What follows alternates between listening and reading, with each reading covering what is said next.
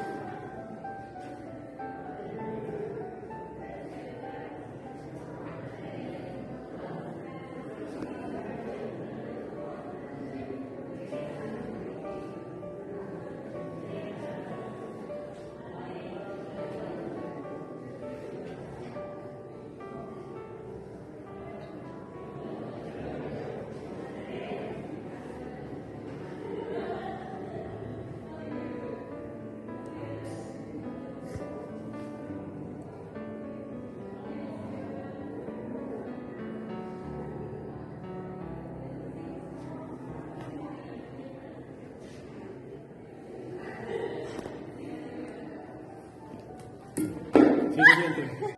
Dentro de este experimento sucede algo llamado la transducción sensitiva, pero vamos a explicarlo como si fuera una pista de carreras. Entonces vamos a encontrar que existe un estímulo, que es un carro. Entonces este carro es lo que toca nuestro sentido. En este caso vendría siendo el tacto. Entonces, ¿qué va a pasar? El carro va a empezar a andar y en medio de esa transducción sensitiva se va a encontrar con unos receptores que van a ser los encargados de llevar la información hasta la médula espinal. Pero entonces, ¿qué pasa? Dependiendo del sentido que sea estimulado, pues se activan unos receptores específicos. En este caso, como es de tacto, se van a activar los receptores de Fassini y los receptores de Merkel, de los corpúsculos de Merkel. Entonces, ¿qué van a hacer estos receptores? Se le van a pegar como una lucecita al carro y van a empezar a llevar la información hasta la médula espinal a través de una vía espinotalámica. Cuando llegan allí se van a encontrar con una celulita, se puede decir como un obstáculo, y este obstáculo le va a decir a ese carrito como, ven, préstame información y yo te ayudo a continuar, yo hago parte de tu equipo. Esas células pueden ser células o bipolares o multipolares. En este caso, esa célula va a viajar con la información a través de la sustancia blanca de la médula espinal y va a llegar al bulbo raquídeo. Ahí, ¿qué va a pasar? El bulbo raquídeo es como una nueva pista de esa carrera. Ahí va a cruzar un puente, se va a decruzar y allí va a hacer sinapsis. Esa celulita le va a pasar información a una célula de segundo orden o más llamada neuronas de segundo orden. Esa neurona de segundo orden lo que va a hacer es que va a seguir con la carrera, pero entonces ella va a irse para el tálamo.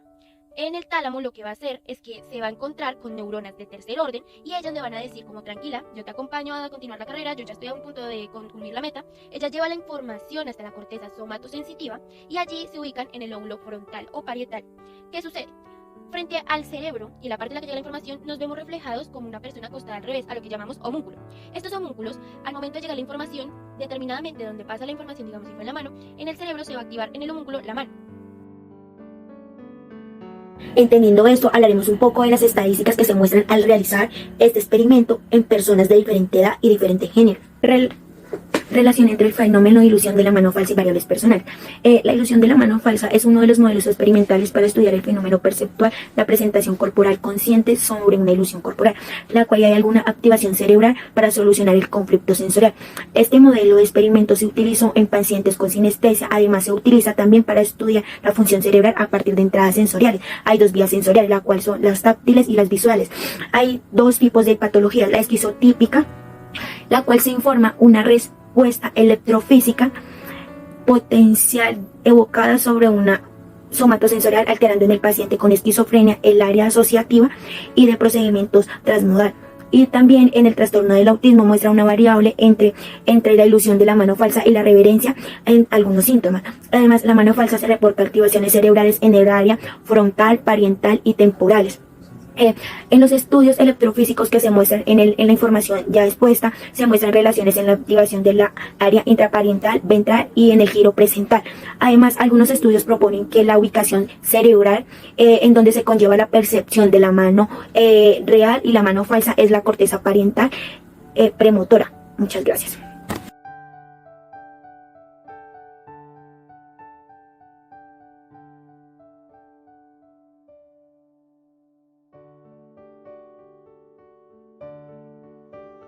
Hola, buenas tardes, mi nombre es Diego y hoy les vengo a hablar sobre la ilusión de la RHI y de la esquizofrenia. Bueno, las personas que padecen de esquizofrenia son más sensibles a la ilusión de la RHI y de que tengan un aumento de hiperactividad en su sistema dopaminérgico cerebral. Esto aumentando la intensidad de la ilusión tanto en una condición sincrónica como asincrónica.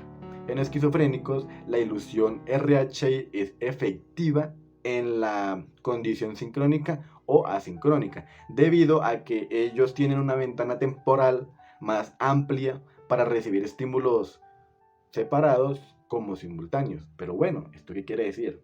Que una persona que padece de esquizofrenia, independientemente del estímulo que se le dé en la mano falsa como en la real, van a sentir la misma sensación de ilusión. Un ejemplo, si yo cojo a una persona que tiene esquizofrenia y en la mano real le hago el estímulo de hacia arriba y hacia abajo, y en la mano falsa le hago el estímulo hacia los lados, ellos van a percibir la misma sensación. No va a cambiar en nada. ¿Sí me entienden? Espero que me entiendan. La RHI requiere la participación de sentidos y se necesita una correcta integración multisensorial para que se produzca.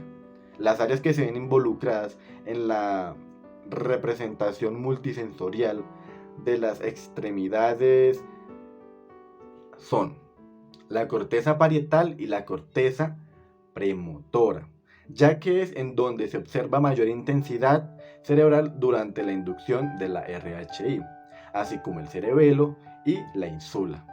Muchas gracias. Pero entonces cabe aclarar que este experimento fue creado con el fin de explicar una condición denominada miembro fantasma. ¿A qué se debe este miembro fantasma? Pues bien, esta frase fue implementada por Silas Ware Mitchell entre 1871 y 1872. Él dio una descripción clínica clara. Él decía que algunos pacientes que habían sido amputados experimentaban la sensación de seguir teniendo el miembro que había sido amputado, valga la redundancia, y llegaban a presentar calambres y dolores. Entonces se empezó una extensa investigación científica para explicar por qué pasaba esto. Y se dieron cuenta que el paciente después de la amputación llegaba a presentar la sensación de todavía el miembro deforme, o pongamos un ejemplo, el paciente perdió un brazo en un accidente, él todavía sentía como había quedado el brazo en ese accidente y por eso se derivaba el dolor. Pero ellos buscaban llevarlo un poco más allá, explicar qué pasaba en el cerebro para entender por qué la persona seguía sintiendo un miembro que simplemente no estaba, algo fantasma. Así que decidieron estudiar el mapa somatosensitivo. Ahí se dieron cuenta que las personas alrededor de su vida crean una propiocepción de su cuerpo. Cuando se pierde alguna extremidad, el cerebro tarda días, meses o incluso años en dejar de inhibir la información que se supone que manda este miembro al cerebro, y por eso siguen sintiendo este miembro. Y como ya lo había dicho, pasado meses o años, ese mapa somatosensorial, o en este caso, esa propiocepción de ese miembro, empieza a disminuir hasta que el cerebro se acostumbra que simplemente ese miembro ya no existe. Ahora, vamos a hablar sobre los experimentos que se llevaron a cabo para llegar a esta conclusión. Ellos estudiaron a niños que habían sido amputados antes de los 2 años y se dieron cuenta que en su mayoría no presentaban esta condición del miembro fantasma. Así que se dieron cuenta que el cerebro no había tenido todavía el suficiente tiempo para desarrollar una propiocepción del cuerpo y por eso todavía se podía acoplar a la nueva situación.